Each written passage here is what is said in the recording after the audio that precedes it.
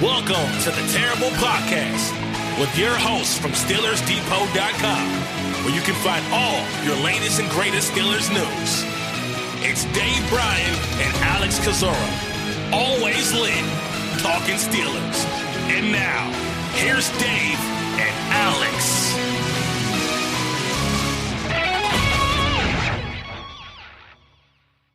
Welcome to the Terrible Podcast, Season 10, Episode 107. He's Dave Bryant. I'm Alex Kozora, SteelersDepot.com. Thanks for being here this Friday, Steelers Nation. Dave, how you doing? I'm doing great. We had the schedule release and got that out of the way now, and all the excitement that goes along with that happened Thursday night. I can't believe they make 3-hour shows around that thing, but they do. You get a lot more excited on schedule release day than I do, I think. No, not really. It's just, look, I mean, you might as well have fun with the process, and that means playing along with the leak game that that goes on, and there wasn't as many leaks, I don't think,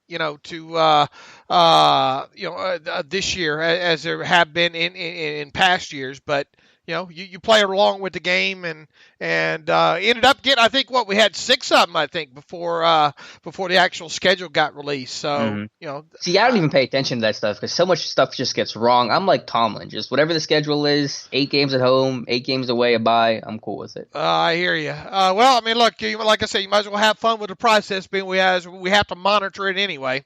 Mm-hmm. All right, well, let's talk about the schedule. And for the 6th straight year, the Steelers will open on the road, taking on the New York Giants on September 14th, Monday night game, 7:15 p.m. Eastern Time.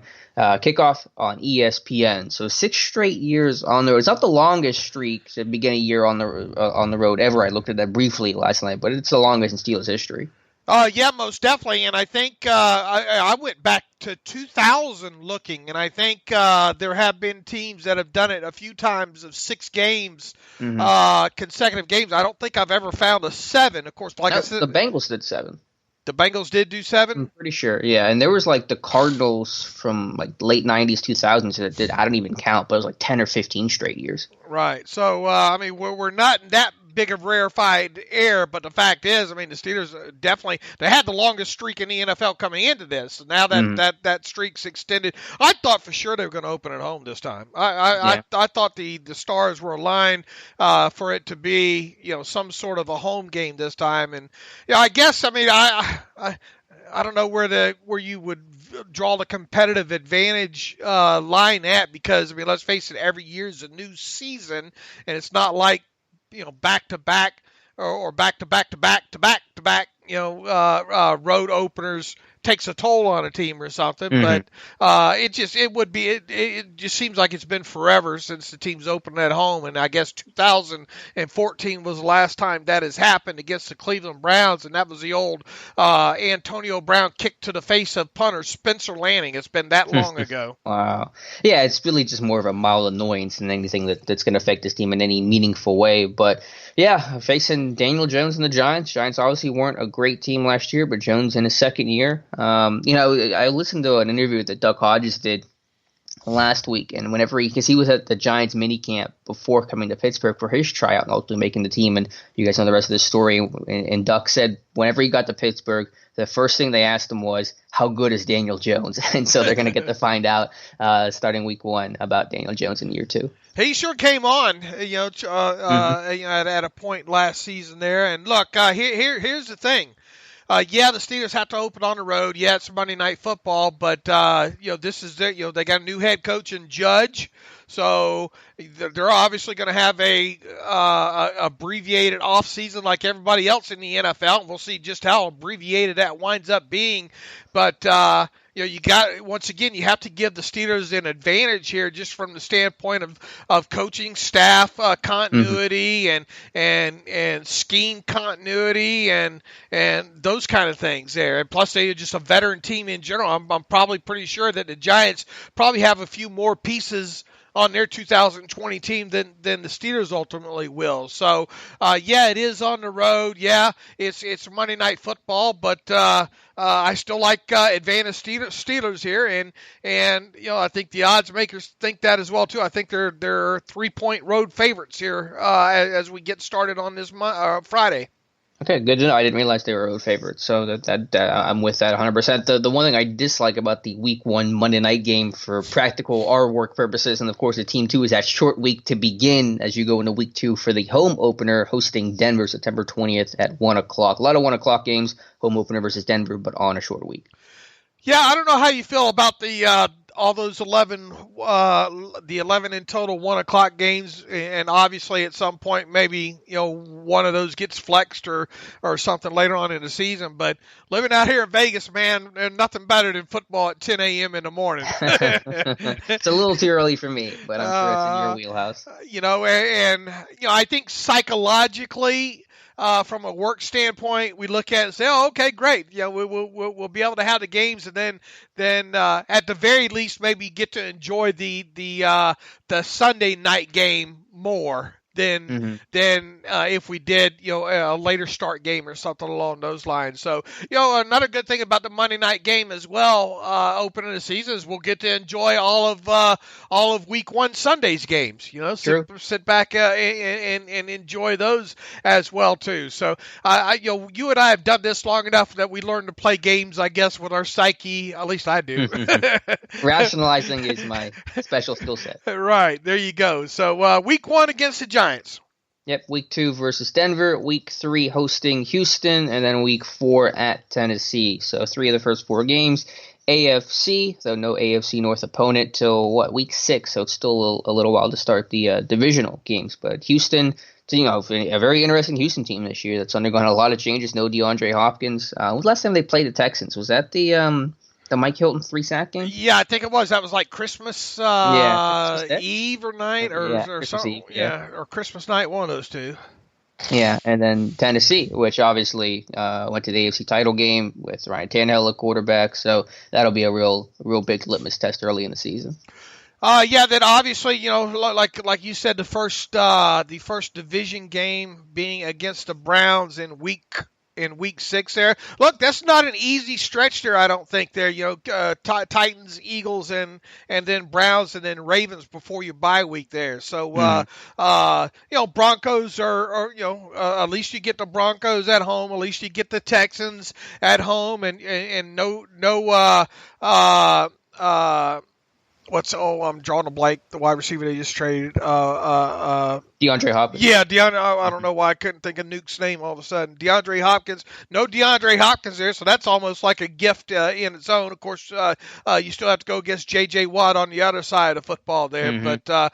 But Broncos and Texans and Titans right in a row that you get at home there, so that's good to see. But just a little bit of a tough stretch I kind of consider there. Obviously the Titans being a playoff team, and the Browns are supposed to be better this year. Then obviously the Ravens, are going to be a force in the AFC North this year. So that's a heck of a way to have a little run there. Of course, with the 2 games in division right before your bye week, which thankfully is almost right slap dab in the middle of the season, Week 8.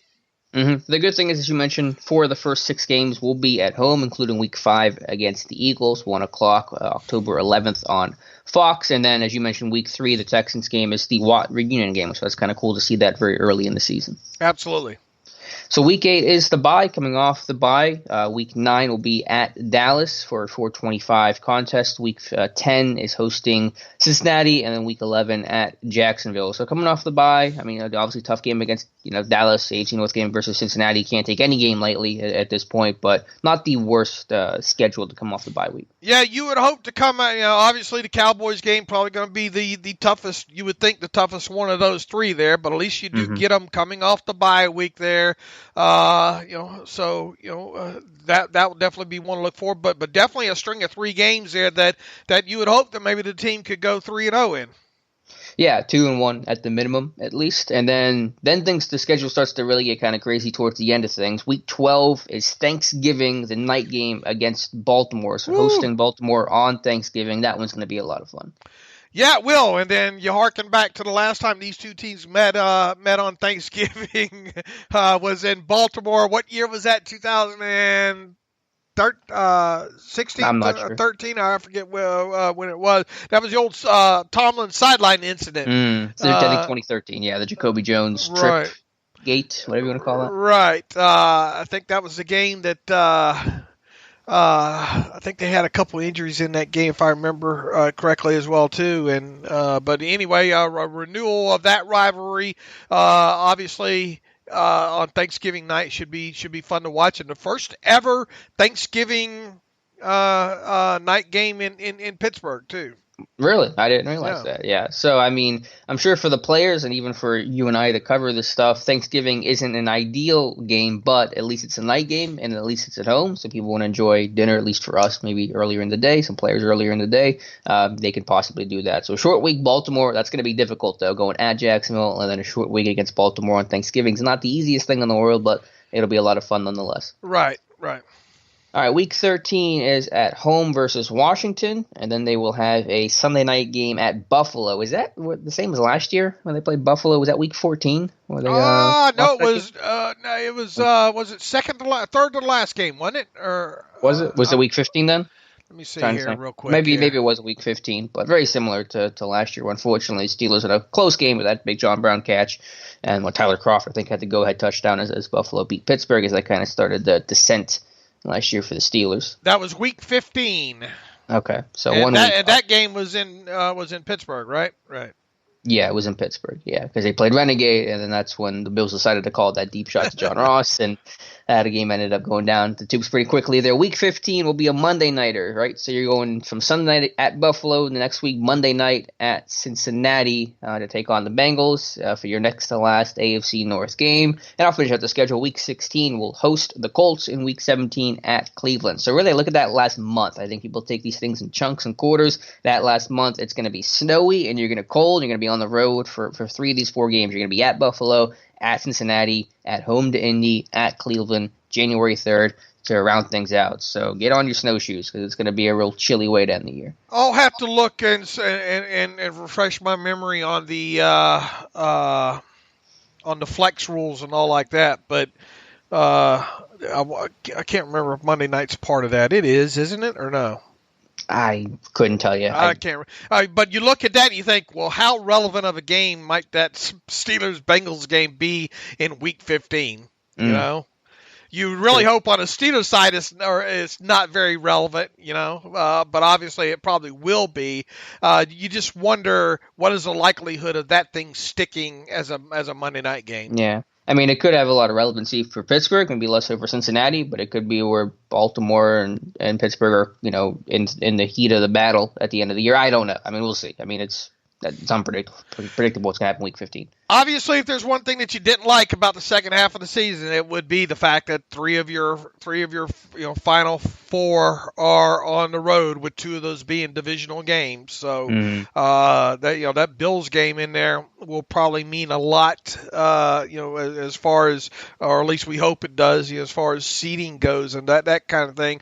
Obviously, too, you would hope that the Browns game Week 17 winds up being a meaningless one. But, there's obviously no way to project that this far out here. And the Colts probably won't be pushovers either when they come to town. So, look, I mean, we've known the opponents, since the end of last year. It's just something magical, I guess, happens when you put these things in order and attach dates and times and primetime schedules to them. Yeah, that's why I don't get too worked up over the schedule release, because we already know, 70% of how the schedule is going to go. Some other things we already kind of knew, but travel's pretty light. Obviously, no West Coast games. A lot of people were freaking out or reacting to no West Coast games. Again, we already knew that there weren't going to be any because they weren't. We already knew who was home and away this year and how the schedule was going to go. So yeah, I mean, as Tomlin says, the schedule's fine. I like the Week 8 bye week. I don't like the short week start. I think I saw the stat. The Steelers are one of 8 teams to have 3 games that'll be a short week, which is a little less than ideal, but what can you do about it? I think the other thing that stuck out to me is the only game that they play in which their opponent is coming off a bye would be in Week 10 against the Bengals. Okay. So the Bengals have a Week 9 bye, and then they would play the Steelers in Week 10 in Pittsburgh as they come off of their bye. So I think that's the only thing that sticks out there as far as travel goes. Boy, they don't.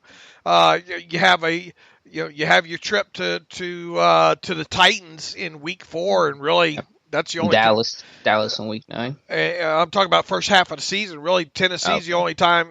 Going to Nashville's really the only time you're spending any considerable amount of time on the plane, and really that trip from Pittsburgh to Nashville is kind of a puddle jump.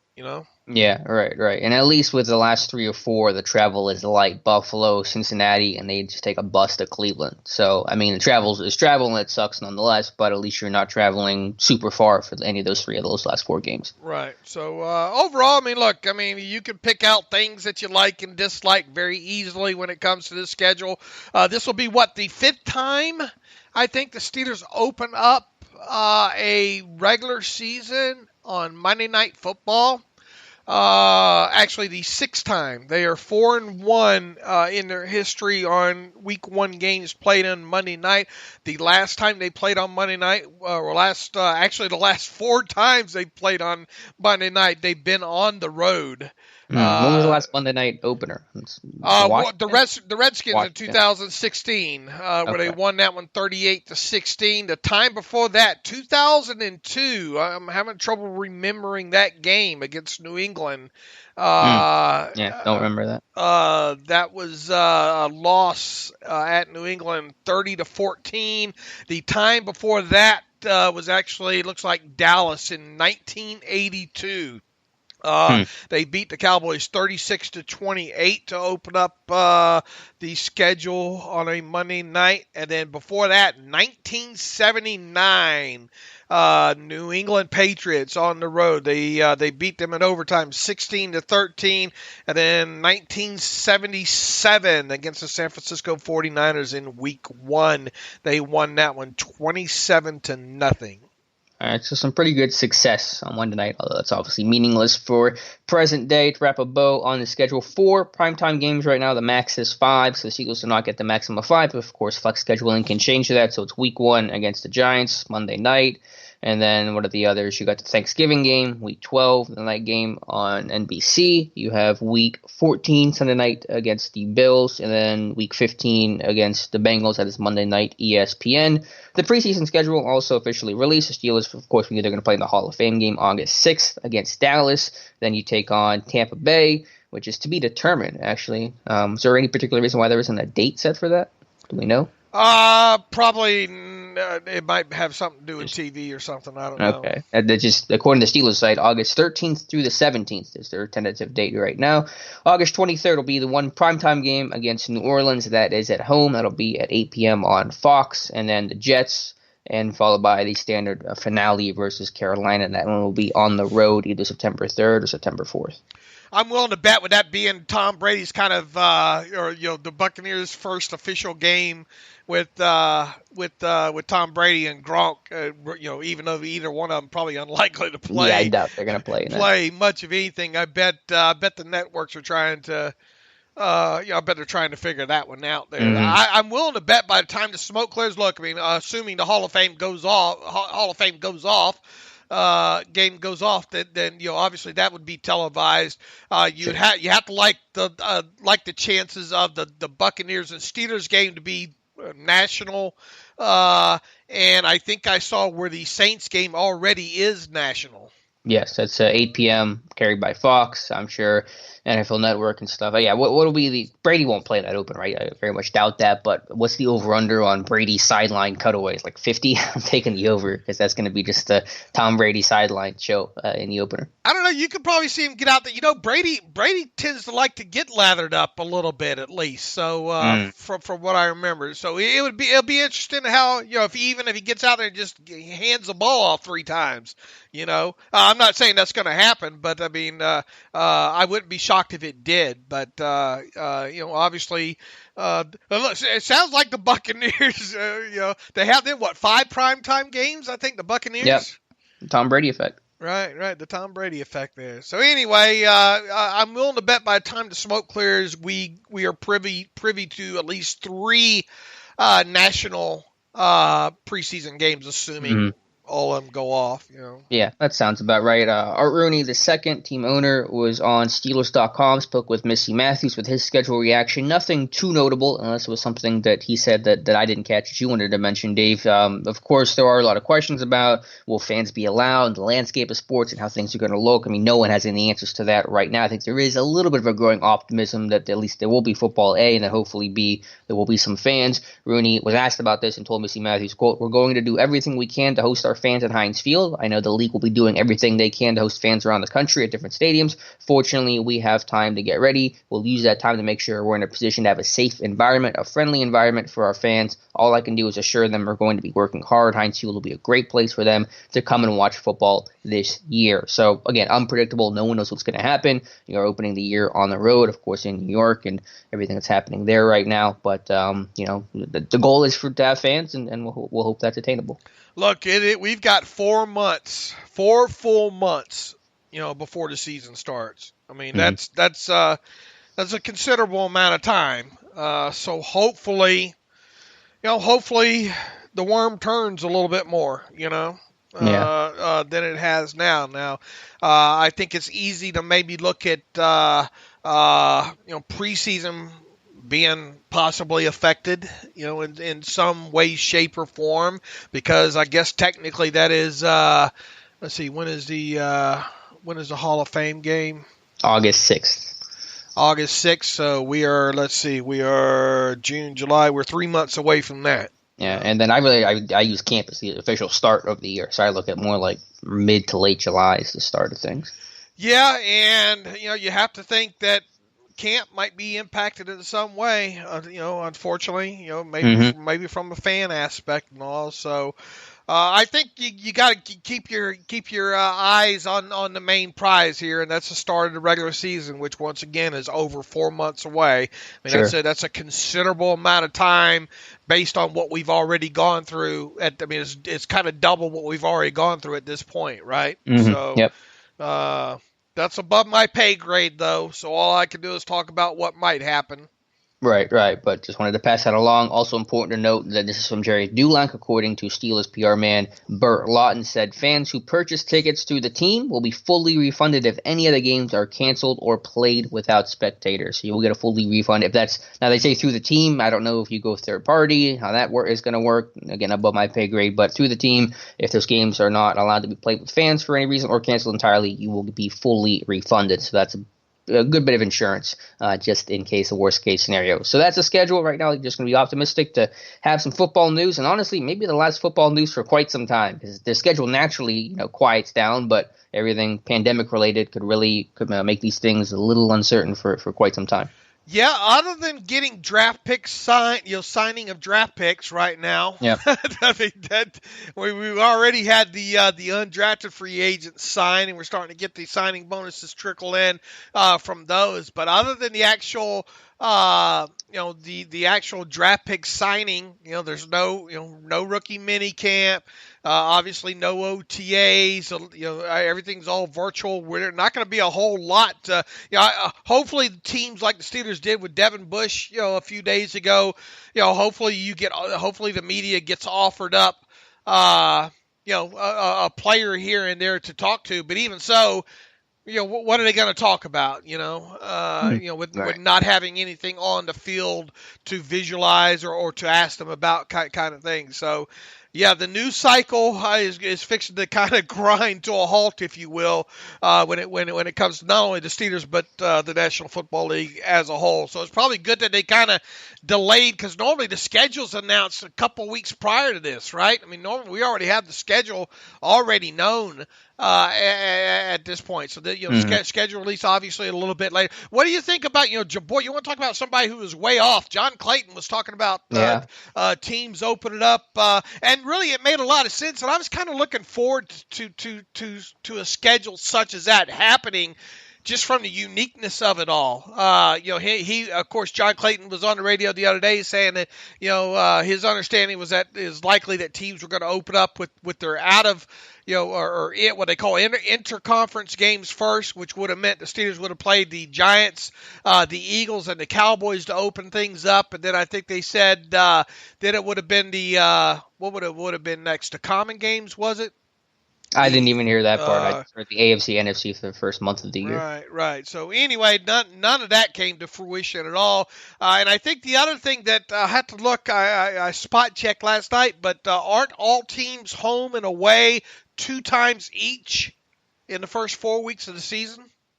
I'm not sure. I did see that the NFL does have the week 2 opponents, or for Pittsburgh, Denver, to have the same bye week. So if a game had to get canceled, the week 2 opponent could get shifted back to the bye week. I saw the NFL did put that in the schedule. Interesting. And then, now I know there's a few games around the league that are divisional games, obviously, to start with. So, and I know it makes it hard logistically to put that thing together the way exactly that you might wanted it to go anyway there. But I was really looking forward to the speculation that John Clayton had about the schedule coming to fruition, and ended up being nothing close to that. Yeah, I mean, it would have made sense, obviously, to some degree, but like I said, the NFL wants to project normalcy. I'm sure they have a lot of backup plans going right now. I did want to say something, and I'm going to get on my soapbox here, but we have a relatively short show today, is that, what's supposed to be happening right now in a normal year is rookie minicamps for the Steelers this weekend, and unfortunately, you won't have your rookie class, your undrafted class, and select first-year players, but to me, most importantly, you won't have any tryout players, obviously getting any shot this year. Rookie class guys that are signed, they'll get their shot eventually when football resumes in training camp, we assume, but tryout guys really don't have that opportunity at all, which is really unfortunate. Kevin Colbert's talked about that. So my proposal is, because I know the value of those guys, the Steelers know the value of those guys. Duck Hodges last year is a perfect example of that. Adam Thielen, Adam Humphries around the league are some other examples of that. I think the league should expand the roster from 90 to 100 for training camp. Only allow those extra 10 players to be either rookies or first-year players to just give guys more of an opportunity. 320 guys that have an extra shot in the NFL, I think, is valuable, and I think that those tryout guys have really been robbed, no fault of anybody, but robbed nonetheless of a chance, and that's really going to hurt some of those guys to be the next Duck Hodges or Adam Thielen or Adam Humphries. At the very least, should expand them by 5, maybe. Even if you expanded them by 3 times, 3 times 32, that gives you an extra 100 players right there, Yeah, the more some sort of expansion. I would go to 10 just to get to the clean, easy 100 and really maximize the number of guys. And maybe there can be some sort of cut down 2 weeks in, like the old cut to 75, because obviously tryouts, most of those guys, come and go, and, it's just 3-day tryouts. So maybe you don't want to do it for an entire training camp. I don't know. But I think there's got to be some sort of way to try to compensate for those tryout guys that just simply won't get the opportunity at all this year under the current format. And I think another thing that you and I should continue to hammer home to the listenership, throughout this thing also is, keep in mind that not having these rookie minicamps or these OTAs and potentially mandatory minicamp is huge. It really is huge when it comes to not only younger players but new players to a team as well, and specifically to the draft class. I know a lot of people are excited about guys like the first 4 picks, Claypool and Highsmith and McFarland, and Dotson. Quite honestly, I think there's 2 guys out of this year's class that won't maybe be as impacted as maybe much as the rest, and that might be McFarland and Dotson, just because look, the offensive line. You got to get your calls and your playbook down and all like that, but kind of the intricacies of what they would learn during the offseason. I guess what I'm saying is not having the actual field work and the formation work and that kind of thing probably isn't as impactful.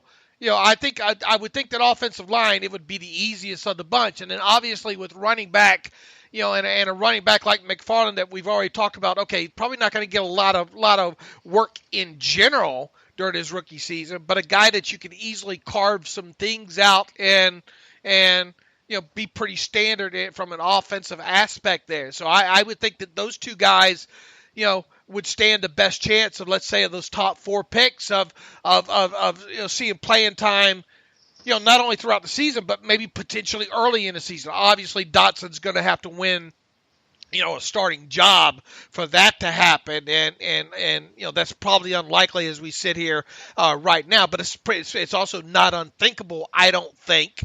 And then obviously when McFarland being a backup there, but when you look at guys like Claypool, and I'm going to be writing, I think, about this later today about what Kevin Colbert said on Sirius on his annual fantasy football show interview that he does on Sirius. He kind of highlighted that it's going to be tougher on a lot of these guys with no offseason, that they're really looking at him to be kind of a red zone special teams contributor this year, and barring injury. I think it's going to be tough for them to get Claypool many more snaps other than red zone type of snaps there, and maybe your occasional third down and all. I think packages are going to be real limited for those young guys. And especially when you look at a guy like Highsmith, man. I mean, yeah, I know you hate to talk about redshirt years, but you'd look at the intricacies of that defense and not having those OTAs or rookie mini camps to walk through and make your mistakes in. It's going to be extremely hard for him, I think, to see playing time on a defensive side of football, at least early in the season there as well. So that's a long way to just say that don't get your hopes up about seeing this rookie class contribute a lot, especially early in the season. Yeah, well, we said that about Claypool right away. Basically, was that he was red zone special teams, some sort of package player. He was, the loss of all this valuable time is going to be huge detriment to all these guys. And you're right, offensive line, running back are typically the easiest, not easy, but the easiest positions to transition to. I go back to, I think I mentioned this on a previous podcast, 2011, after the lockout that lost the entire offseason as well, even canceled the Hall of Fame game. Who was the biggest rookie contributor? That he was Marcus Gilbert, sort of 13 games at tackle for Pittsburgh. So, I mean, will Dotson get that opportunity? I mean, he'll still have a pretty big hill to climb, and trying to shift to left guard, never playing there before, is going to be its own obstacle. But sure, I'm kind of with you where, these guys are going to make most of their mark on special teams, at least out of the gate, and then the injuries, and we'll see what dictates it from there. And then be a guy like McFarland might make that most immediate impact, just because it's easier to rotate those running backs in, and running backs probably one of the easiest positions to make the jump to from college.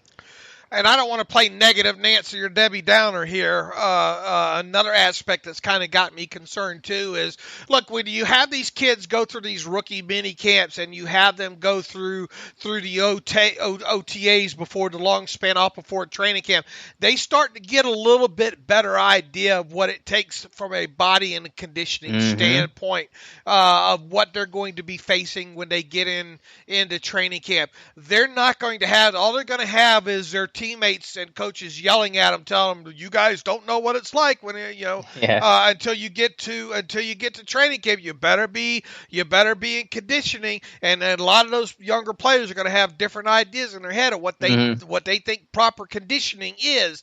Well, they all think they're in shape. They all think they're fine. Right, and I really foresee, not only with the Steelers, but league-wide, you show up to training camp, and the first weekend, you got a lot of soft tissue injuries for a lot of the young players. So that's another thing that I think that's going to be a real eye-opening thing for, once again, not only for the Steelers, but players, younger players around the league, and especially if the entire off-season program is wiped out, is just a conditioning standpoint. And like you said, I'm sure these kids think, "Oh yeah, I'm in prime conditioning." But we've seen some of the best conditioned guys grab that quad early, Or they're just not in as good shape as they think they are. Because college NFL this is the job now. In college, you were doing this in between, English class. NFL, this is where you get paid to do this. And these veteran guys, they know what to do. They know what the process is like. They know how to take care of the bodies and all those things. So yeah, I mean, from every single standpoint, it is going to be tough for rookies to make an impact. That's not exclusive to Pittsburgh. That's going to be league wide, obviously. But if you're expecting Chase Claypool to win Rookie of the Year, probably not going to happen out of the gate, or be the Steelers' leading receiver the way that Deontay Johnson was last year. So what we haven't kind of speculated out. It's way too early to do this, but when does that ever stop us? Who do you think has the inside track at winning the Joe Green Award? Yeah, I was thinking about. They got some questions about this, like what rookie's going to make the most impact on my mailbag yesterday. I think it's either Claypool, just because there'll be some red zone, some touching opportunities. He will still, I think, do well in special teams, or it could be McFarland. I think those are the first two that come to mind for me. Yeah, I can't believe I'm thinking McFarland might have a better shot than Claypool myself. I think it's going to require some home runs, because I think. And here's the other thing: looking at playing time, and I think I put this in. I don't know if I put this. It's definitely going to probably go into Friday night questions post tonight. Over or under 70. Over or under 69.5 touches for McFarland in 2020, and I'm going to allow punt return or kickoff return touches in that. Okay, and I guess there aren't a ton of those. I think he's only going to do kicks this year, probably not punts. But that takes the number down. That's a big question. It's just basically like how confident am I for James Conner to stay healthy? Because if he stays healthy, then I probably take the under. If he's not, then there's a good chance it's the over. 69.5, though, if you do the math on that, I'll it's like take the 4 point something, right?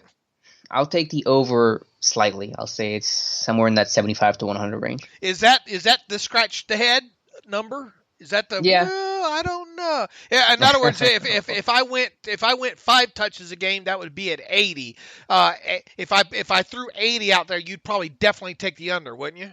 Yeah, well, like I said, I'm probably in that 75 to 100 range, so I'd still have to. My first reaction would be under if I'm 80, and then I have to think about it a little bit more. But my answer basically is that I think we'll be in the 75 to 100 total touch range as a rookie. Why didn't we see McFarland coming? Well, I think we just got really focused on, they're going to take a running back early or really not take one at all. And then from my standpoint, while I've always advocated this team needs to get a different mold of running back in the backfield, and they needed to stop drafting the plotters. Like even, I knew that they were going to probably like Benny Snell, but I wasn't even like hammering to take the pick that you have to take this guy. I just thought that there was a really good fit from what they drafted historically. So for them to break that mold, which again I think is a good thing, but it's just hard to see coming because they've been really dedicated to drafting a certain type of back for really the last, it feels like 10 years. I kind of viewed it too as more of, okay, once you bypass those top 5, all you're going to probably get is that kind of back that they already have. Right. Yeah. And like I said, as good of a scouting report that Daniel did on McFarland ahead of this thing, I should have paid it more mind. Even if I had to, I'm not sure I would have in our pre-draft podcast said, okay, it's either those top 5 or this kid out of Maryland in round 4, along those lines there. So, but I will say this, the deeper you get into him, man, he's a fun kid to watch. Yeah, we knew that right away. I knew that watching Duran and Gray last year, and I'm seeing this guy making all these plays on a pretty bad Maryland team. So there's no question he's exciting, and that's an element the Steelers offense certainly needs. And for those curious, boy, we've already done a lot of breakdowns. Alex and I have. I thought Alex's angle busting post was fantastic on him. I've done McFarland's explosive plays, his intermediate runs. Of 10 to 19 yards. It's the math of high school tape. I'm pretty sure you've broken that. I think those are. I think you know what, Alex. I think you can learn a lot about a running back when looking at those 10 to 19 yard runs. What was the biggest thing you learned from that? What was your takeaway? Breaking tackles. And that he is capable of breaking tackles? Yeah. Okay. He's got some power. I mean, he's a pretty thick dude. Like, he's 5'8", 208. That's pretty squatty. Yeah, he's got that level of shit. And I'm going to start adding, obviously time permitting during the pre-draft season and how many there are. I mean, obviously trying to go out and pick out, a large portion, like, say 60 or 70, 10 to 19 yard runs might be tough. But, in his reel in 2 seasons, it wasn't too time consuming. And luckily I had all the tape to go along with it there. But I learned a lot about him in that aspect of it. And also I've learned a lot about him in the 20-something receptions that we talked about. Now, the whole thing we've been kind of, okay, we get this, we get that about McFarland. The other thing comes to the pass protection. And hopefully sometime next week, if you pay attention to SteelersDepot.com, I'll have a complete breakdown of what he is and is not in pass protection. And I've actually found a few Easter Easter eggs when it comes to him in pass protection, Alex. That sounds promising, but do you want to table that to next week when you have the full report done? Okay, really looking forward to that because that is the big question we've had that I didn't really have a good answer or a good feel for. It sounds like he's done some of it, though, which is just alone good that he's got some experience kind of putting his face in the fan. Yeah, there is a few positives in the tape, and I'm not all the way back through it again, but just in my initial kind of run through, this will be the second time I've gone through the 2019 Maryland games. But there is. You may be the only I don't think the Maryland coaching staff have watched their games twice. I tell you, you can't fault me for not watching the tape. There are a few Easter eggs, I should say, when it comes to him in pass protection, in what I've seen so far, and I'm excited about putting that together sometime next week. Yeah. No, I cannot wait to see that post and discuss it, hopefully for Tuesday's show, or if not by next Friday. Okay, anything else, Dave, you want to talk about, or I can talk about some of the undrafted guys, because we do have some information on the UDFAs. Yeah, your turn. How about I don't talk for a little bit and you talk? Well, I was going to start with just the financial aspect, and then we'll talk about some of the reports that we've done. You've talked to Joel Corey, kind of our go-to guy for these things, to get some of the undrafted free agent signing bonus results. I think we have 5 of them so far, 5 of the 10. So we don't know everybody yet, just to be clear on this, but we know the signing bonuses for 5 of the undrafted players, starting with Trayon Bandy, the corner from the U. He got $9,000. Punter Corliss Waitman from South Alabama also got $9,000. Ditto with Florida Atlantic cornerback James Pierre at $9K. A little bit less was James Lockhart, the edge from Baylor, at $8,500, and then John Houston Jr., the inside linebacker from USC, at $7,500. So the Steelers, again, they don't do the undrafted contracts the way that many teams do, where many teams will offer a portion of the base salary as guaranteed to circumvent the signing bonus cap. The Steelers just offer the signing bonuses, which are fairly low numbers because the pool is limited to like $100,000 for the entire class. But right now, the top signing bonuses go to Bandy, the corner, Waitman, the punter, and Pierre, the other cornerback. Yeah, we'll see what the other 5. They'll probably be in. I don't know. I haven't heard back. Maybe I'll hear from Corey today on a few more of these and all. But look, those the signing bonuses on those 5 alone add up to $43,000, and the rookie what they call the undrafted rookie reservation pool amount for 2020 is almost 120, a little more than $123,000. So they're about a quarter of the way there. We'll see if, of the 5 remaining, who's most likely to get the largest one? The offensive lineman out of Tulane? I was thinking Josiah Coatney, the defensive lineman from Ole Miss. All right, maybe Coatney and probably the Tulane offensive lineman as well.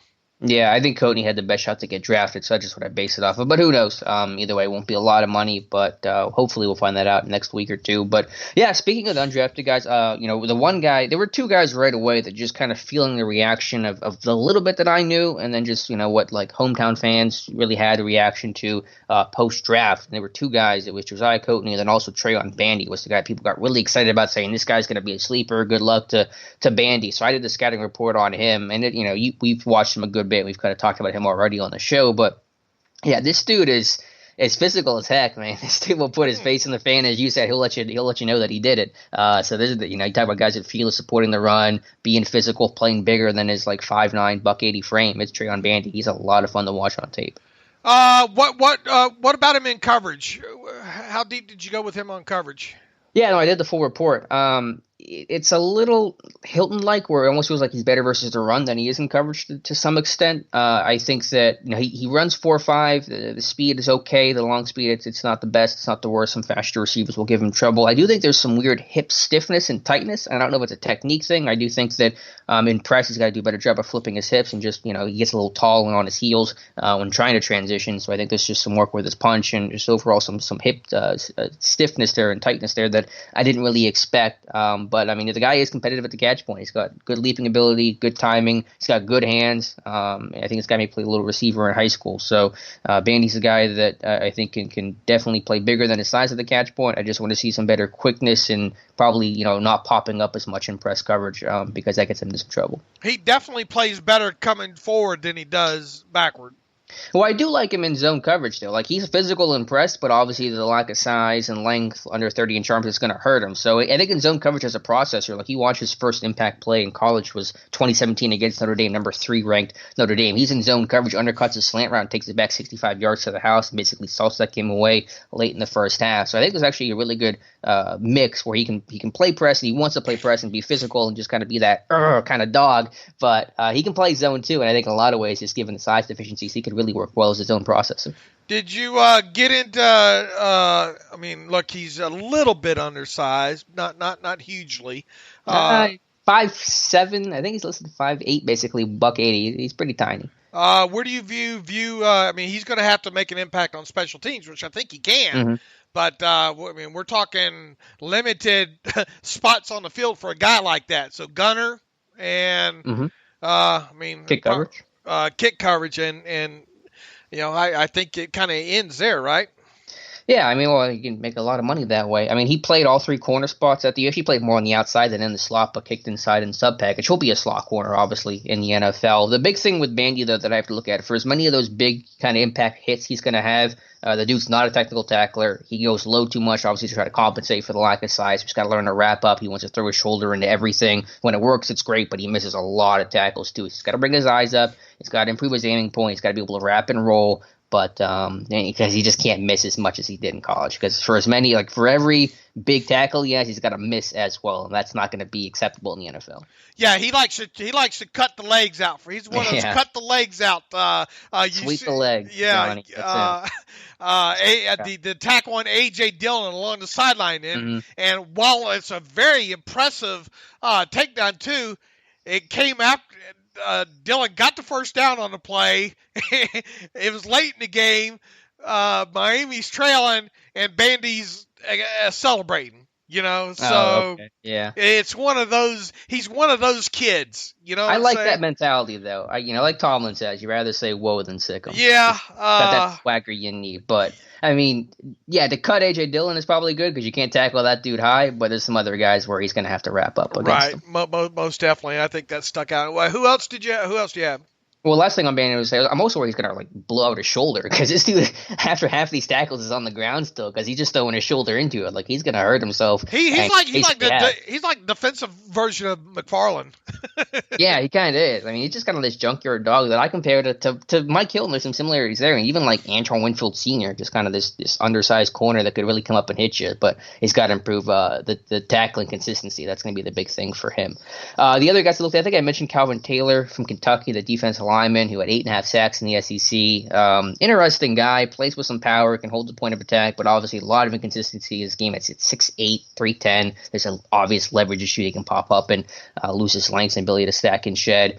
He's got this really skinny lower half, really thin, legs and ankles, and I probably see, although he's still listed as defensive lineman, I probably see his best shot of being in sticking is being an offensive tackle convert. He played left tackle in high school to go the whole Villanueva, Mahalik. They got Teron Jones, who played defensive line of Notre Dame before switching to offensive tackle early in his NFL career. So Calvin Taylor's interesting, but I kind of like his chances better at offensive tackle than I do staying at defensive line. What did I say about him in initial run around like Fist of Fury, right? I mean, just not really technical, just more like a flailer, right? Yeah, he gets stuck on blocks. He can basically his only go-to pass rush move is power. If it doesn't work, he'll stall out pretty quickly, and then things do look kind of ugly. So, yeah, there's a big, raw lump of clay there. I mean, the 8.5 sacks, that number is less impressive when you look at the output of those sacks, but still, I mean, it is really good production in the SEC. So, we'll see. Again, knowing the offensive line depth issues and who are going to be free agents next year, I think his best path would be switching to offensive tackle for this year, taking a redshirt year, ideally on the practice squad, and seeing what it looks like in 2021, but we'll see if they keep him on the D-line. I think he tries to use his hands. He just doesn't do much with them. And maybe maybe if they do switch him over to tackle, how long are his arms? I can try to look. I mean, obviously he wasn't at the combine, I don't think. Let me see if I can look at my go-to website to try to find that. I'm sure he's got good length though. It's 6'8", 310, and it looks like he has good lengths on tape at least. It'd be interesting. It'd be interesting next time maybe Tomlin or one of those guys get on if they ask, is this guy going to be a convert or not? Yeah, well, he's still listed as a defensive lineman, so maybe they're going to try him there. I mean, who knows? I'm trying to find. Give me a second here to try to find him. It's gonna be a little hard to find, unfortunately.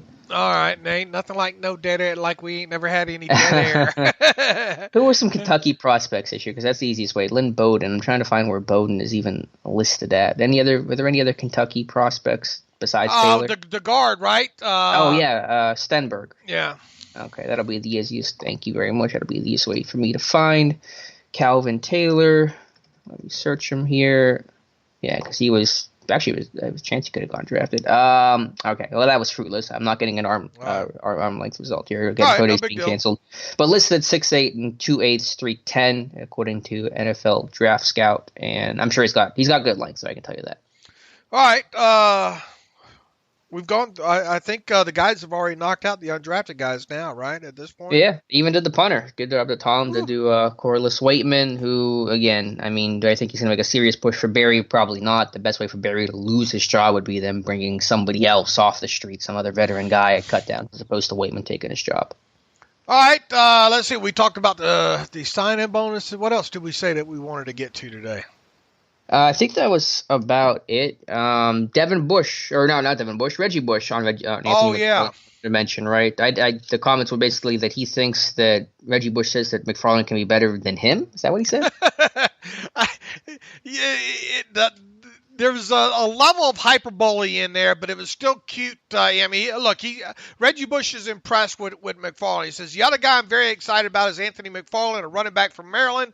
Let's see. He says the kid can flat out fly. Well, yeah, he's right about that. Explosive, he says. He is a game-breaking type of player, and I think he has the ability to be just as good as Le'Veon Bell, if not better. And, of course, that caused a few jaws to drop with Howie Long, Tony Gonzalez, and Kurt Menefee on the Fox show that we were doing with, and Kurt Menefee kind of pressed Reggie Bush on that, and then Bush says if you watch him in college, you'll watch and see he has ability to play out of the backfield. Bush said he can catch the ball in space. He's explosive, and the Pittsburgh Steelers love to run the football, but it's the way they love to run the football. They use those tackles and those tight ends, and they pull. And what that does for running backs is if they just get a crease, you get a running back like Anthony McFarland. If he just gets a crease, he's gone. And yeah, I think we agree with the crease aspect of it, and him being gone. I mean, how many times do we see him home running? And look, in today's NFL, if you're going to be a back, sort of like, well, really any back in general, but especially if you're going to be like a back like McFarland, one that's probably not going to be an every down back.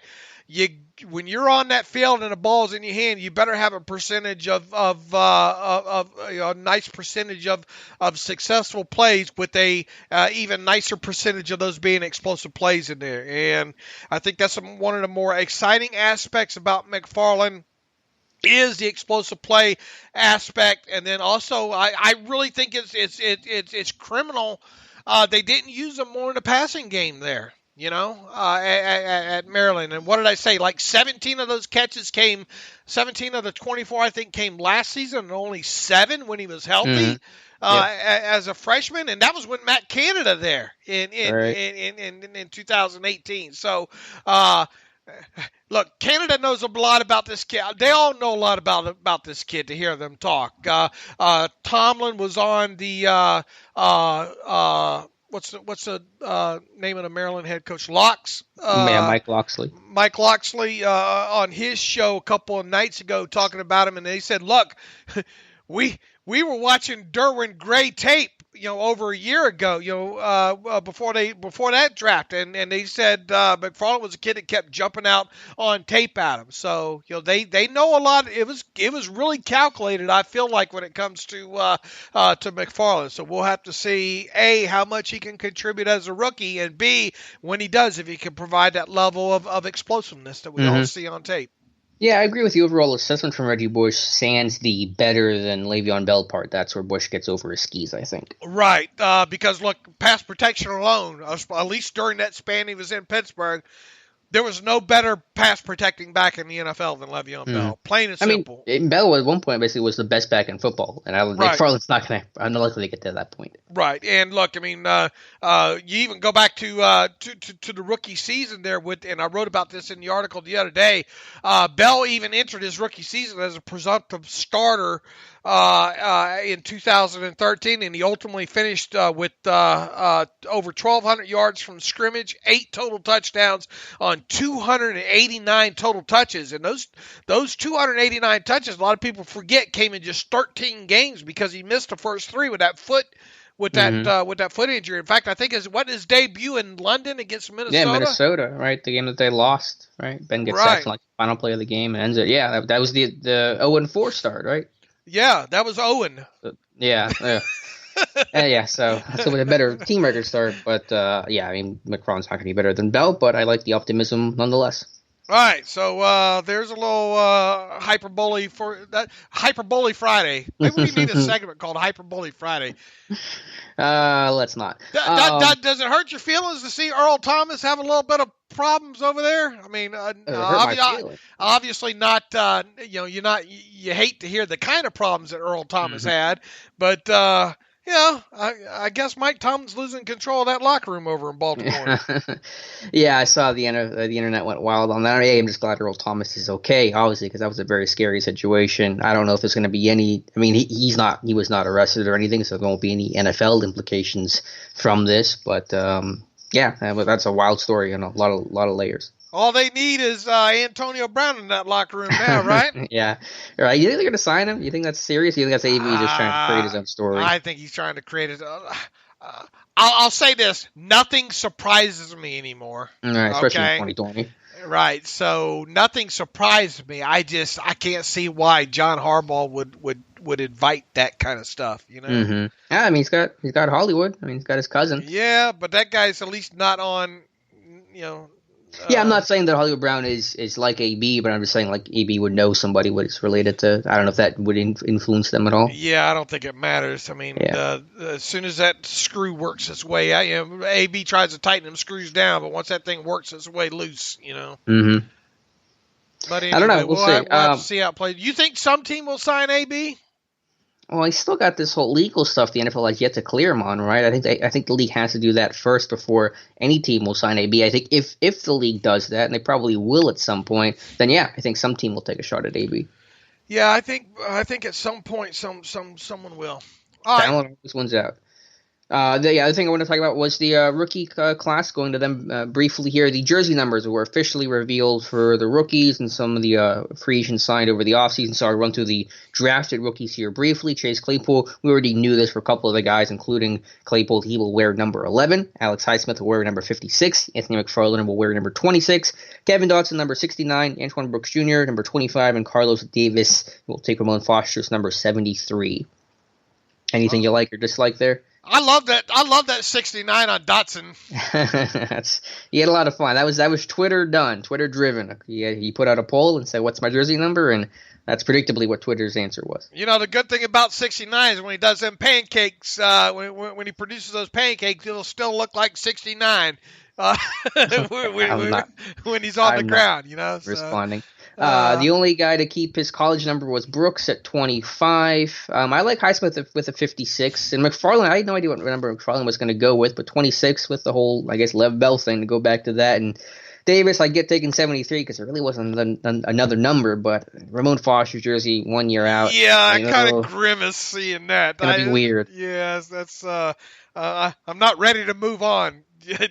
Just yet. Look, we all knew it was coming with, or most of us knew that the likelihood that last season was going to be Ramon's last season there. But to see that 73 get worn so quick, it's kind of tough to see. Yeah, but I looked through the roster and there really wasn't any other options for Davis that he could legally wear. With the free agents, Eric Ebron wore 85, Stefan Wisniewski number 61, Derek Watt, I believe we knew this already, will wear number 44, and Chris Wormley number 95. And to preface this, I'm sure we have a question in the mailbag, Dave. I know that Wormley is listed as a nose tackle on the Steelers website. That is not new. He's been listed as such since the team traded for him, basically. It's just now in the graphic form. I still defer to what Kevin Colbert said, because what Colbert said, I think, carries a lot more weight than what the Steelers website has to say. Yeah, people keep trying to remind us that he's listed as a nose tackle on the site, and what's the other thing they keep trying to remind us about, that Daniel McCullers, we've mentioned Daniel McCullers, possibly being the leader in the clubhouse when it comes to that. And you put it on Twitter again yesterday that people keep trying to downplay the nose tackle position, but the snaps. We've talked about it several times. You still get some point, probably 25 to 33% of the time going to have 3 defensive linemen out there on the field at a time.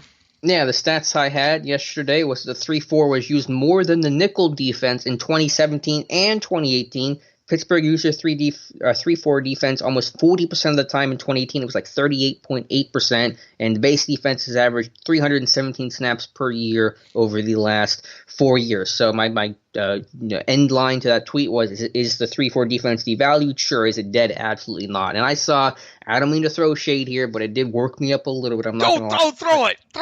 Okay. Throw some. Easy. Come on. Oh boy. I saw an article yesterday from one of the local media guys, and I forget the exact context of it, but he was like, throw it. Do it. Okay, throw it. Let me finish. And I will throw a little shade here, but it was basically saying that, Mike Tomlin said in 2017 that Steelers are in sub package like 70% of the time, and then just without any sort of details or basis for the claim, said that number has now risen to 85% sub package football, which is just inaccurate. It's just not even close to being true. It's 68% over the last couple of years on average. And so I'm just, I think people get, again, there's overcorrection. People think, okay, every single year the base defense gets used less and less, and that's just not true. And people think, 5 years from now it's 95% of the time in sub package. No, it's not. So again, there's this overcorrection to say, yes, you're in base less often, but people want to jump to this like they don't use it at all, and that's just simply not true. It is not 85% sub package. That's absurdly wrong and not even factual in any sense. Ooh, I love it when you get that.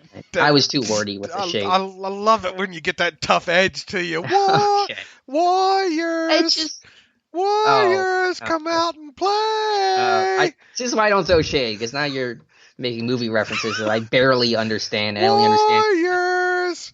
Oh, you've never seen the Warriors? Never seen. I only know it because the whole Golden State Warriors, and they play that, and that's how I get the reference. I've never seen the movie. Oh man, you want to talk about it? You would really like the movie. Yeah. Why would I like the movie? It's just a gripping, suspenseful gang. Gang-related type movie. A really, really good movie from back in the day. Yeah. Cue that one up. Added to my many ever-growing list of movies that I have yet to see. But yeah, I mean, just the point. They have a group. They have a gang group called the Baseball Furies. In that too, and they run around the streets in baseball uniforms and face painted, and they use baseball bats and their go-to where it's a great movie, man. Really, it's been a long time since I've seen it as well too. But growing up in the time frame I did, boy, you had to see the Warriors growing up. Okay. Well, to circle back to my original point, just the idea that they're in sub package 85% of the time is just patently false, and they're in base apparently more than what people think, and that's the point I'm just trying to push across. And then that's your Friday Alex Shade edition. Mm-hmm. We ought to come up with these different kind of segments, or maybe not. I don't know. Not a Shade edition for me. I don't have enough ammunition to. All right, what do we have, brother Alex? I think that's about everything. We can jump to some reader emails here to close out the show if you'd like. Let's do it. Let's go to Jay Barbati back in the email box. Happy Friday, guys. The 0-2 draft is underrated. A lot of role players and long-time starters. A lot of Super Bowls between them. Kendall Simmons, Randall L., Chris Hope, Larry Foote, Veron Haynes. Boy, some of those blocks Veron Haynes used to block. He got in trouble, didn't he, back in his post-NFL days? Lee Mays, LeVar Glover, Brett Kiesel. Yeah, he's right. There's probably a draft class that kind of gets lost in the shuffle there, right? 0-2. Yeah, we'll have to rank the Cobra draft class maybe this offseason and see what's best to worst. Yeah, that is a good point. I mean, it's not the flashiest class, but definitely some really valuable guys that helped you win some Super Bowls. I think really LeVar Glover was the one that really was in and out. Didn't he end up gone into the Bengals or something? Yeah, he wasn't in Pittsburgh. He did his damage. Let's see where he went. I'm going to say Bengals. See how my memory is here. You're very well. Let's see. He did go to the Bengals, but only played in 2 games. So I think I'm thinking of someone else, LeVar Arrington or something. But he did go to Cincinnati. You're correct. Okay. But I mean, obviously Brett Kiesel, Lee Mays didn't do a lot of damage, but I mean, he's someone that I remember catching a few passes. How many career passes did Lee Mays have in Pittsburgh? 48. Well, okay. I was going to ask you the trivia question of where Lee Mays went to college. Do you know the answer to that? I don't know how many. I'm going to say he had less than 48. He probably had 20 catches. I don't remember where he went. You look up. I will. Okay, I will tell you in a second where he went to school. I know where he went to school. You look up the catches, but do you know where he went? I'm trying to. Down south. It's a smaller school. Kinda. Texas El Paso. You got it. Good job. UTEP. He had. Or were you looking that up when you said it? How many catches did he have? Hold on here. Let me put this in here. I'm going to tell you. I just looked it up. How many? 11. Oh, okay. For some reason, I remember having more. How many touchdowns did he have? Looking like 0, I think. Really? Okay. Yeah. Not a lot of work there. All right. Number 8. Anyway, that's a great point. Let's see. What else does he say? He said, then there was some undrafted free agent. Then there was some undrafted free agent from Kent State. Yeah, we know who that was. And Ryan Clark, for some Dave trivia, who was signed originally by which team? I believe Ryan Clark was an undrafted free agent by the Giants originally, if I'm not mistaken. Really? I didn't know that. Let's look it up. That's one of the best. That's an underrated free agent signing. Oh, most definitely. Where did he start his career? Yeah, with the Giants. Signed with a $1,000 signing bonus. McFarland looks to me like someone with an ideal skill set to be a returner. Hey, you don't have any. You're not going to get any argument from me, Alex, or Loxley, the Maryland head coach, because all three of us think that McFarland has the ideal skill set to be a returner. Once again, when he had Mike Tomlin on the on his show the other night, which really it's really I know they're in the heart of Baltimore. In fact, he caught a lot of crap from the Maryland fan base the other night for having Mike Tomlin on the show. Of course, obviously, being right there in the heart of Redskins and Ravens country there and all. But it was a pretty entertaining half-hour show he did with he had Brooks on and he had Mike Tomlin on that show. And once again, he suggested to Mike Tomlin during that interview that you better look at this kid as a punt returner because he didn't do it at Maryland, but he says he had him in that punt return line all the time.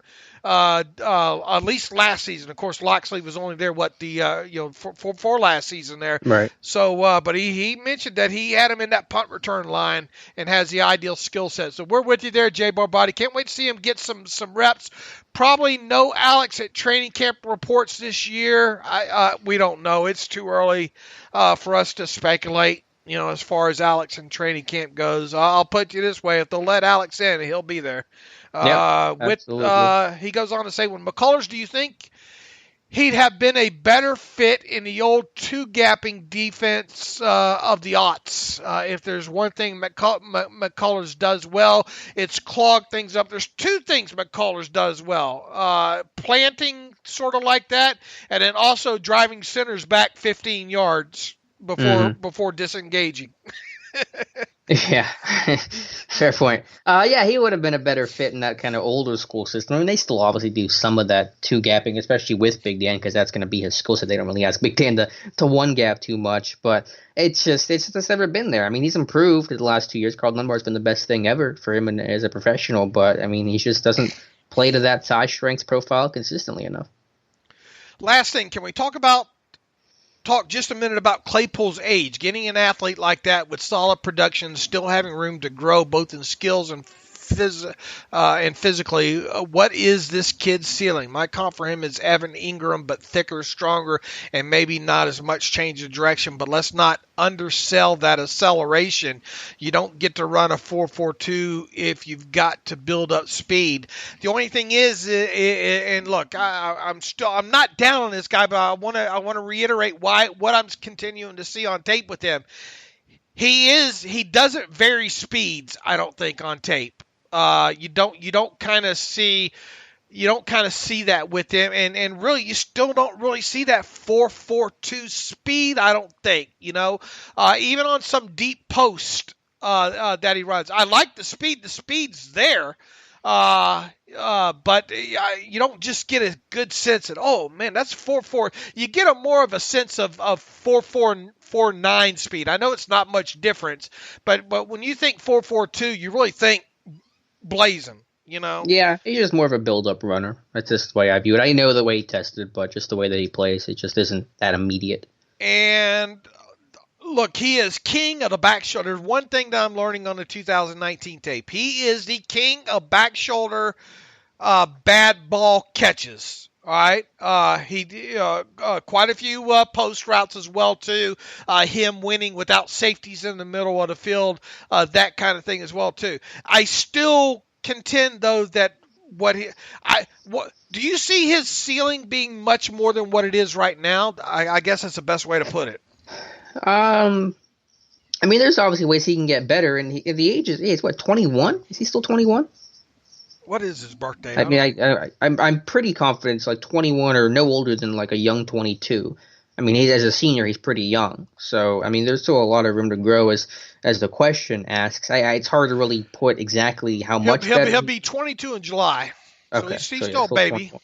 Yeah. So, there's still, a really young senior, which is kind of the best of both worlds. You got a guy that's played a lot of football, but also at a relatively young age. So, yeah, I don't want to say that he's maxed out right now, but I don't know how tremendously high that ceiling is. I'll just wait and see on that stuff. Yeah, I'm with you. I don't see that he's that far away from whatever his ceiling is going to be. Yeah, because where can he really get a whole lot better? He can become a more technical player, I'm sure, but in terms of the quickness and stuff, that's not going to change a whole lot just at his size. Now, look, I think his even though he has no problems doing it, has a willingness to do it. One thing that sticks out on his 2019 tape is, yeah, he was a willing blocker. He just didn't finish all the time. And they'll work that out of him real quick. Mm-hmm. Yeah, I'm not. He has the 1-2. I'm not concerned about that. Right. So if he stays on some of these blocks longer, that's not going to be an issue there. He's good after the catch. He's a big horse. It's tough to take down. Mm-hmm. So there's no. I think the biggest thing with him that will help improve his ceiling is him being able to stack cornerbacks on the outside. If he's able to stack those guys and get on top of them a little bit better, and not have everything contested down the field, be able to run. Here's the one thing about James Washington. While James Washington didn't play, obviously a lot or prove a lot against man coverage in college or whatnot, on the outside, he would flat out run away from people when the ball was in the air. Mm-hmm. And he was a 4.5 guy. And he was a 4.5 guy. Now you still didn't. You had your questions about him being able to stack on the outside against press and against bump and run kind of stuff too. But there were even instances in that where he was able to stack on the outside. And here's the thing too. We talked about this several times with Claypool in his 2019 tape. He injured that ankle against Virginia early in the season, and then in this game that I'm about to post, boy, have you watched the Michigan game? I doubt you have, right? Claypool versus Michigan last year. Oh, I'd have to look. That was the one that had that drop that I sent you the other day. Oh yeah, that was a drop, by the way. It just to go to show you the subjectivity of the internets. I threw that out on Twitter. About half people said that's drop, half people said no. That's. I didn't say it's not a drop. I know that wasn't a great ball, but it hit him in his hands, and the dude could have taken a step forward and made an easy catch. I know. You think that was a drop? I thought it was, and that's but I know as soon as and I hope to post that today. As soon as I post that today, people are going to say that's not a drop. Mm-hmm. Yeah. But one I think is a draw. Look, it hit him in his hands, and he just didn't. Part of it being dropped is him not making the concerted effort to get back to the ball either. Mm-hmm. Yeah, he didn't take the extra step forward. He leaned into the catch. And look, he made a couple of nice catches in that game against Michigan, but the drops are in that tape as well. It wasn't a great it probably wasn't a great game. It was a miserable game for him, quite honestly.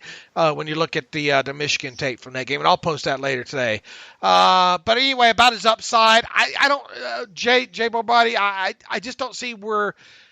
I don't think he's that far away from his ceiling, if that makes sense, right, Alex?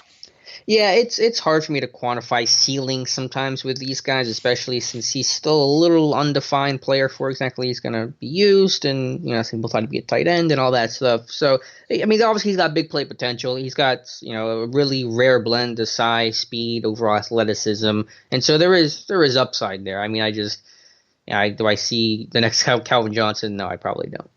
I know people are going to continue to hate to hear me compare him to Jonathan Baldwin, but that's what he is coming out of college right now, in my opinion. There, so. I still go Alshon Jeffrey for a more NFL friendly comparison. All right, this one from JJ writes in, "Hey guys, it's JJ from Lexington, Kentucky. I'm curious how you guys feel about these guys. Compare positive or negative. How does McFarland compare to Willie Parker, and then how does Chase compare to Plaxico? I just don't get the whole."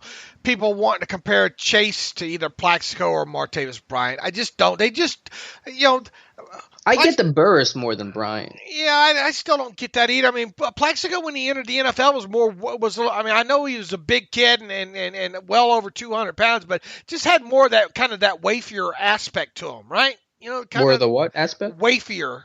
Weight, like as in thinner, smaller. Yeah, I mean, it's hard to compare another receiver to Claypool because there's just very few receivers that are 230 plus pounds. Like even Jeffrey, who I compare, I think was like 216 coming out. Chase is just put together a little bit differently than those two guys, Yeah, he's a unicorn. It's hard to give that perfect comp. But I think I get Burris more than I get Bryant. Yeah, and Plaxico really wasn't all that much of if I remember correctly, wasn't all that much of a contested catcher. Yeah, you probably remember better than I do. I mean, he was more the guy that could stack you up. Here's the thing. I think Plaxico what did Plaxico run? 4.5? Yeah, it didn't run as fast as Claypool. Yeah, that's 4.5 sounds about right. Let's trust Wikipedia here. Yeah, definitely 4.5. 4.59 according to Wikipedia. 231 though. I mean, so he was 6'5", 231 listed. I don't remember him. I question him being 231, but yeah, I don't know what he played at. And, I mean, he could have dropped weight. Yeah. Probably dropped weight. But also, Claypool probably wouldn't spike the football if you're being untouched. I remember Plaxico more as as a red zone type of fade type guy, A, and B, just more of a guy that would stack the corners and run past them. Do you have any comps that aren't John Baldwin? Any successful NFL comps? Vincent Jackson, would that kind of be your guy? For some Mike Evans, I kind of see it. I wouldn't go that far on Mike Evans, but I can get it. I mean, ask yourself this: when it comes to guys like Jackson and Mike Evans, which one of those two are more of a contested guy? Because here you really got to give Claypool a lot of pluses in the contested catch area. Mm-hmm. Sure. I think Evans was probably a more contested catch than Jackson, but maybe that's just a recency thing. Okay. McFarland to Willie Parker. How big was Willie Parker? Not as big as McFarland, I don't think. I think. What's that? 5. I thought Willie Parker was like 5. He was taller, but I don't think he was as heavy. I didn't get the feel. Well, he listed at 212 on going to Wikipedia here. I'm trusting. Yeah, listed 5'10", 212. I think Willie was actually a little faster, but I obviously I don't know. I don't know about that now. You don't think? I think Willie was. I mean, obviously you call him fast Willie Parker. McFarland can scoot, son. Oh, he can. But wasn't Parker reported to run the 4.2s coming out in North Carolina? Yeah, I don't remember that. I mean, they don't call him fast Anthony McFarland. They call him fast Willie Parker. I mean, both are very fast, though, obviously. So I understand that at baseline level, the comparison. All right, let's go to Matt Palmer. With more time on my hands recently, I've listened to some rival Steelers podcasts. We have no rival Steelers podcast. Is that me throwing shade? And none of them can hold your jockstrap. You got that right. Anyways, I heard on one of them that Big Ben's cap hit next season is around $42 million. That seemed crazy to me, so I wanted to reach out to you, the expert, for an explanation. Is this due to previous restructures, or is this other info just wrong? If true, I don't see the possibility to keep Bud, Villy, and Juju while also working out a new deal for TJ Watt. Look, his cap hit's going to be like 41.25 million or something, I think, next year, and this is the deal that he signed just ahead of last season there, and it was obviously restructured this offseason, which ended up moving the needle like 9.25 is what his cap hit went down this year, so that's what it increased next year, which took it, obviously from like 33, from scheduled 32 or 33 million up to like 41 or so. So yes, he did have his contract restructured this offseason after signing the new deal ahead of the 2019 season there. People get all worked up about this cap situation and whether or not there's room for Bud, Villanueva, and Juju and a new deal for Watt. You can massage this thing now. Remember, Cameron Hayward has not signed a new deal yet. We think that's coming. If it does, it'll have an option. It'll have an option or roster bonus in it in 2021 that'll allow for it to be restructured. That'll help lower his cap number there. If Bud somehow gets a deal done between now and July 15th, once again, that deal will have a mechanism in it, probably a roster bonus due sometime in March that will enable that thing to be restructured to help lower his cap charge to some degree. All right. Juju getting a new deal next year. Watt's new deal is probably not going to come until right around the team being at training camp, really, right? Next year. Mm-hmm. Right. A Juju new deal you would think would come after the season and maybe before the start of free agency, if not given a franchise tag. Right? Mm-hmm. Right. There's ways to massage the cap. Now, the only question is, what's the cap going to be as a result of the coronavirus? Yeah, I was just going to say that Adam Schefter is basically saying, like, and this is a speculation, no one knows any answers, but, like, the cap could really drop off for next year because of lost revenue. I'm going to have to look. I think there's some mechanisms for them to borrow from future cap money as well, too. Is there? Assuming that this TV deal gets done, yada, yada. So you would think that they would have some sort of mechanism in place to prevent, at the very least, a drop-off.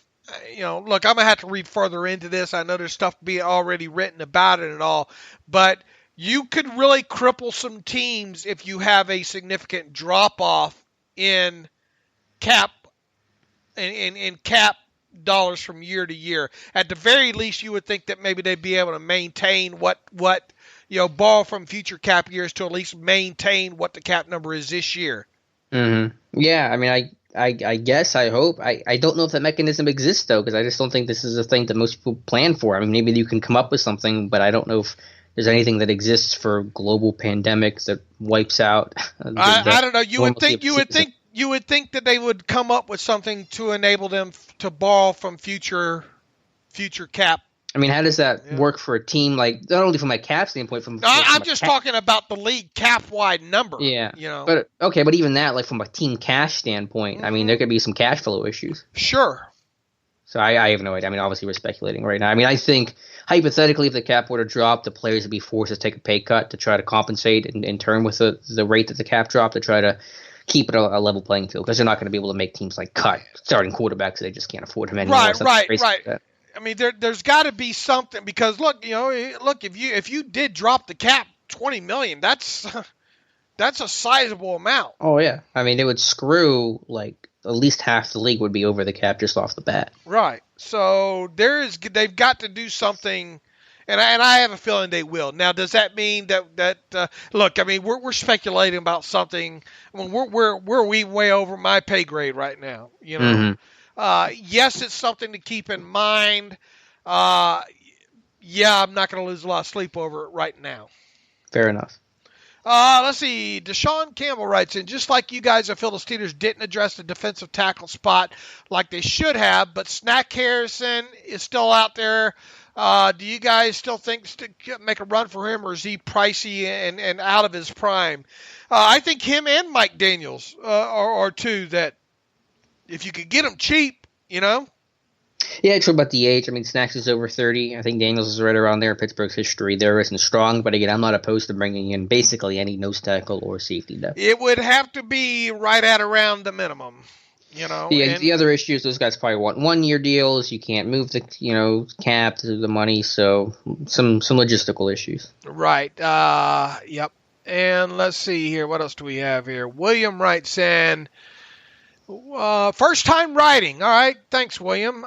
Dave and Alex, thanks for the great content. I've been following for a very long time. I really only listen to 2 outlets for Steelers news, and they frequently cite your webpage or your reporting on topics, so I don't need to take your shoes off to figure out, or no, you don't need to take your shoes off to figure out which is my go-to there. So again, thanks for the excellent work and you and your team does. All right, first time question is, why is Dave always right? Looking at the schedule, I see a possible 10-6 Steelers team, which is Dave's go-to, but I really see it maybe more this year than ever. I think they went boom or bust with some signings like Claypool and Ebron, knowing Ben's window is fading a bit. Is it wrong to say with Ben, defense about the same with the healthy to it and new red zone weapons, we can be the best in this division? Look forward to the response. Thanks, Bill. Thanks for writing in first time, Bill. Bill's a healthcare professional, too. Thank you, Bill, very much. Stay safe. Thank you, Bill, for that. Look, 10-6 is the easiest cop-out, man. Mm-hmm. That's why I love it so much. That's why I go 10-6 every year with the Steelers. And I'm being forthright and truthful here. It's easy to call out 10-6 and look like you're right on the money.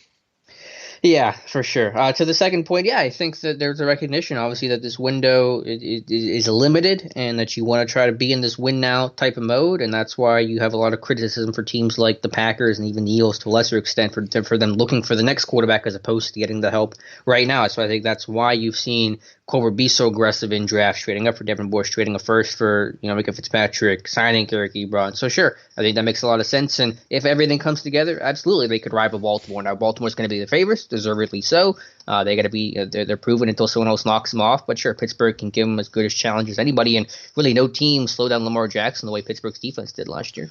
Look, in order to compete in the NFL, I'll say this until somebody can prove me otherwise, you need to be able to throw the football down the field at some point, okay? And that generally means you're going to need a franchise quarterback of some level, right? Because you need the explosive play aspect in today's NFL, the ability to throw the football down the field. As long as Ben is healthy, even in these final 2 years, they have that, in my opinion. They also have the receivers, I think, to make that happen. The other side of the coin is, in today's NFL, to win it, to be able to compete and win it all, you've got to have a defense that offers some ability to play well against the pass. And I keep going back to my adjusted net yards per passing attempt stat. You got to have a team to be able to register, under a 6 number consistently. And I think the Steelers have that with both their pass rush and their secondary right now. So assuming Ben stays healthy and assuming the nucleus of what they have as a defense right now stays together, I don't think there's any reason to not think that this team can't go 10 or 6 or better. And then that obviously means competing within the division and competing within the AFC. Yeah, I agree wholeheartedly. You go back to a couple years ago, they just didn't have that defense, They just did not have that level. They were okay against the run a lot, but they just did not have that level of pass defense to compete. You got to be able to take the football away in some way, shape, or form. And I think that's one thing that we really learned last year that helped this team get through the quarterback situation. Mm-hmm. Absolutely. Dakota Fogg writes in. That's a cool name, Dakota Fogg. Hey guys, been listening to the show for a few years now. I love it. Definitely the best Steelers podcast that's out there. Keep up the good work. It's been a few years now since I've been to a Steelers game, so this year I'm really hoping to make it out there as long as things go back to normal. I was wondering what you guys think would be the top 2 or 3 choices of games to see at Heinz Field. I've only seen them play twice, both times being the Ravens.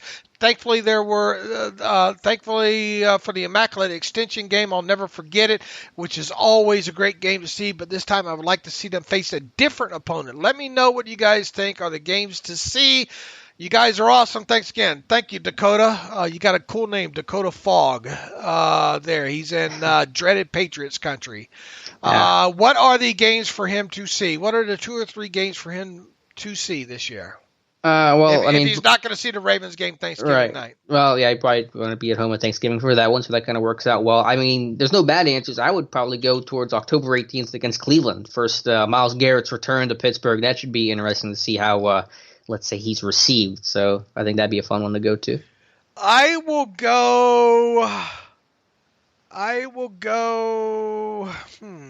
about the Eagles? How about the Eagles game? Eagles be a good one. Week 5. Week 5 should, I think, would be a good one to be in the stands for there. What else? I would say Texans Week 3 just for the whole Watt thing. The whole Watt aspect should be fun. Yeah, kind of minor, but I like that. And then obviously the home opener against Denver, September. Weather's going to still be decent. That's a good option. Yeah. So though, if you're not talking about the Ravens game, I think that's a nice little choice there for you. Yeah. All right, let's see if I can get here's a good one from Nick Napak. Nick writes in, David Alex, with the schedule now out and the amount of work you guys do on game days, do you have a preference on kickoff times? Like in 2020, 11 early games, only 4 night games. Are the early games easier for you guys, or is there really no preference? Nick, we kind of talked about this earlier in the show. At least I do. I try to play mind games with myself, but in the end, it really doesn't, I guess, overall decrease my workload. The bad thing about the late games is not that it results in me getting that much more or less sleep anyway, but I always feel like I gotta turn around so quick, with the night games, because usually we're following those up with a podcast the next morning, or whatever reason there. And also we try to cram as much content as we can post game, for those that are coming to the site on top of it there. I look forward, I think, more living in Vegas. I love getting right to the game action. So 1 o'clock start for the Steelers means the kickoff here in Vegas is 10 o'clock, and obviously the pregame stuff, the inactives are in by 8:30 a.m. my time. The whole day seems to just get off to a bang and go right from there. And generally I can sit back and enjoy the Sunday night game a lot, whatever the Sunday night game might be when there's 1 o'clock games. Yeah, that's too early for me, the whole 8:30 inactive list, but I am all for the 1 o'clock game, because just from a productivity standpoint, I'm not up as late. I can do more work post-game as well. It's better just for site traffic-wise, obviously more time of the day, and so I am all for 1 o'clock and non-short weeks. Unfortunately, there's 3 of those short weeks this year for Pittsburgh. Yeah, look, like I said, Nick, I play games with my mind a lot, and it ends up usually not mattering. We just try to pump out whatever And the guys do a good job of that, pump out whatever they can, in a short amount of time there. Let's do one more, Alex, from Shannon Long. This one's kind of lengthy here. Not drafting the best available player in air quotes. Hi, David Alex. I've been a long-time listener. Look forward to coverage leading into the draft each year. This year especially, it was welcome relief to think about Steelers football and the draft as opposed to all the craziness going. I don't really think about that. We've gotten a lot of these kind of emails throughout the offseason here, and they're great to get and all, but I don't. I just look at it as just what I do. So I'm happy that it's seemingly gotten people through all this mess because it's all been normal to me, if that makes sense. Yeah, obviously we've been, we're very grateful and fortunate to be less affected, but I understand that people look to us as to an outlet, and I'm very thankful and humbled by that. First, the question, given the loss of rookie minicamp and the expected OTAs, is it very possible that training camp will be the main aspect of evaluation when it comes to assembling the 2020 Steelers? And I'm wondering if it would be worth the NFL approaching the NFLPA regarding not requiring any player added from this draft class to not undergo waivers this year. My question is not due to worry about losing players via waivers, but rather if teams knew they could place rookies directly onto the practice squad at the start of the year, that valuable practice reps could be given to veterans on the fringe of the roster who then may be more likely to contribute in the first few weeks of the season. I'm fine with keeping the waiver system. I want the rookies to be able to get an opportunity. I don't want them to not be given reps for vets because they could just go straight to the practice squad. So, yeah, I think that obviously the only time you really have to evaluate these guys will be training camp. I mean, that's just a fact right now that we know. But I wouldn't change the waiver system. Now to the exercise. I know you always hold a redraft exercise with players available in between picks, but I thought I would approach it from a slightly different angle. The use of the best player available statement is something that has always caused frustration for me, as I think many fans confuse the rankings they see on ESPN and other DraftNix sites as the same value that teams should place on their prospect. They don't take into account all the qualifiers like scheme, fit, age, experience that you guys do a great job pointing out in your mock draft and evaluations. For my exercise, I took the best player available as the method by which I would select players that were available to the Steelers when their pick came up. By best player available, I mean the highest rank with no qualifiers attached. So no consideration was given to the current roster depth, need, etc.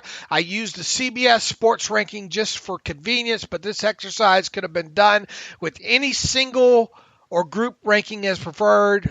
With that, I was hoping you would take a look at the attached alternative list of draft picks and provide some context as to why that player might not have been the Steelers' actual selection. Okay, we'll play along here real quick. 49 overall doing his exercise.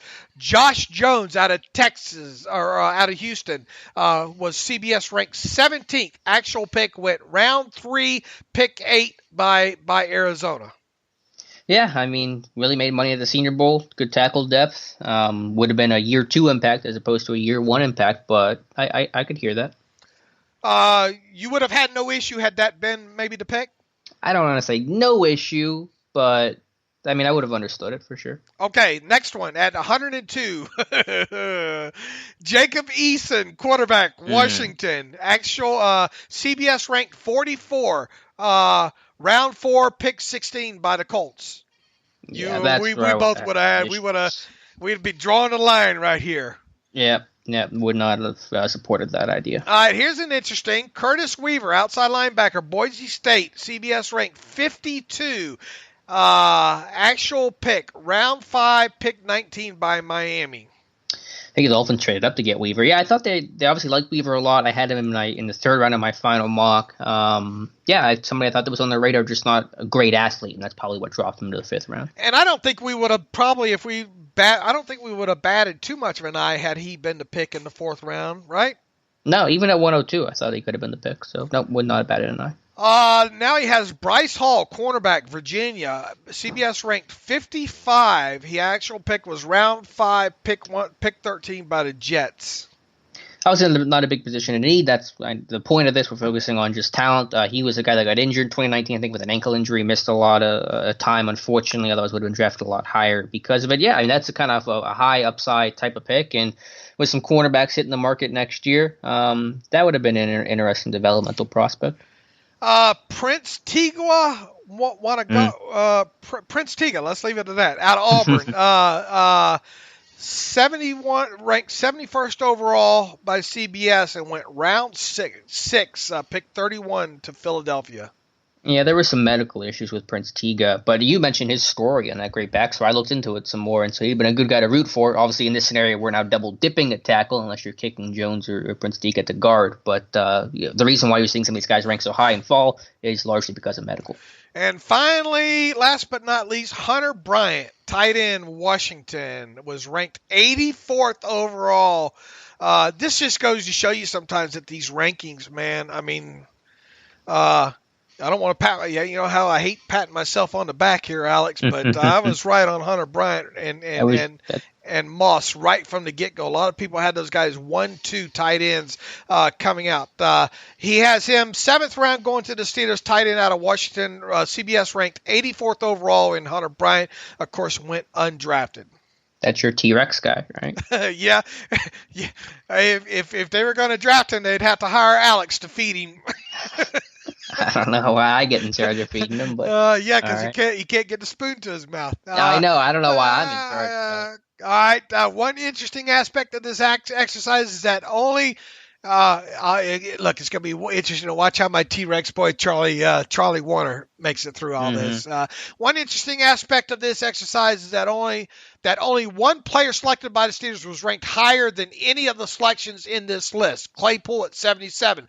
Clearly, the Steelers did not value their board the same way as the supposed experts at CBS. But do you think these guys weren't on the Steelers board at all, or was there a reason that they may have liked them but bypassed them anyway? Thanks again for your great work on the site and podcast. Be safe. Look forward to better times for everyone. Shannon Long, Cranberry Township, PA.